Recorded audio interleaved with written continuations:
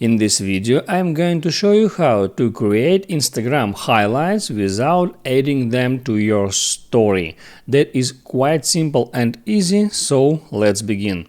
First, open up your Instagram and then make a swipe from the left to the right, and here tap on that gear icon and there select story. There are story settings for your account, and here you can change who can view your story. You can hide story from some people. If you tap on that, you need to select all that people, and that can be a problem if you have a lot of friends.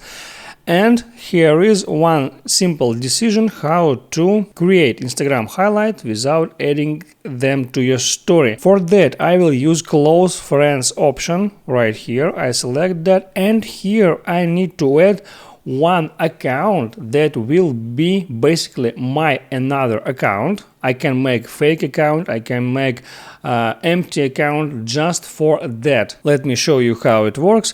I'll use search for it. Let me select one account, tap done, and now just one person will see my stories, and that person is my another account.